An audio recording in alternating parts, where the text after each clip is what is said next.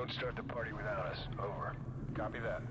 Modern Warfare 3 made a huge splash at this year's E3, showcasing an amazing underwater SEAL mission that ended in a daring, high-stakes bit of submarine sabotage and a full-throttle getaway.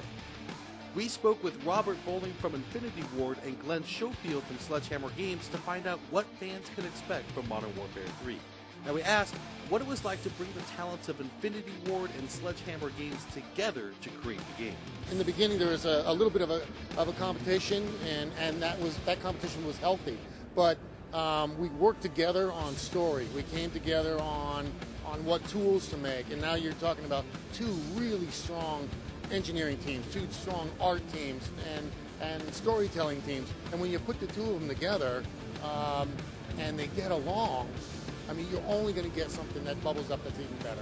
Teaming up with Sledgehammer, they had their personality coming in that really complemented what we were doing already in the Modern Warfare franchise, you know. And then it's great to see eye to eye on certain things that are just core design philosophies, like maintaining that 60 frames per second, because that, you know, that is what builds Call of Duty cinematic moments.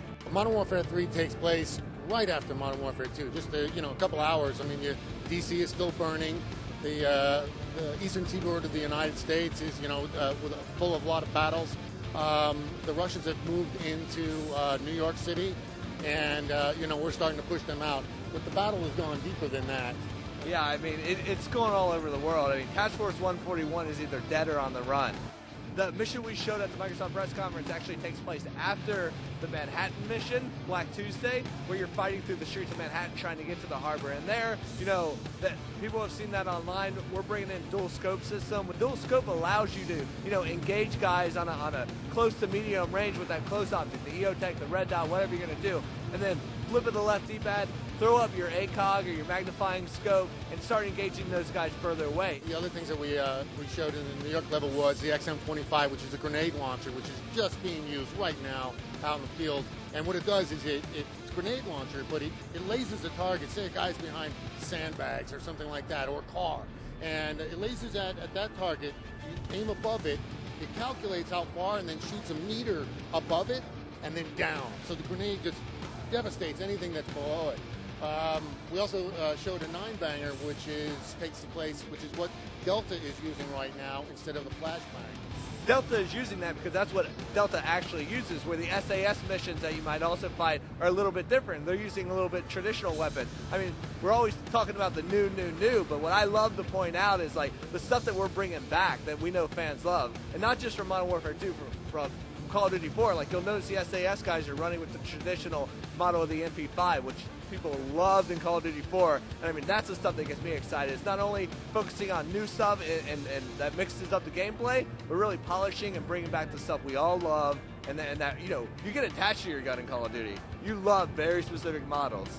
We introduced Spec Ops in Modern Warfare 2 as this awesome co-op mode, a guy and his friend, a dad and his son, sit on the couch, just really enjoy the game outside the story. In Modern Warfare 3, we're blowing it out. We have those traditional mission modes, but then we're bringing in an all-new survival mode, which is endless waves of increasingly more difficult enemies.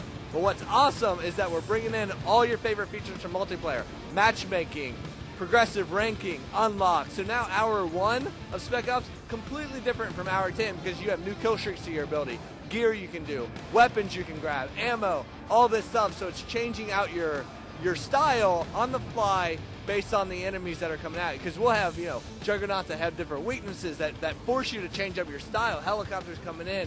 It's an onslaught of enemies that is constantly keeping you on the run. I mean, this is an adrenaline mode. We'd like to thank Robert and Glenn for taking the time to talk to us, and thank you for watching Inside Xbox.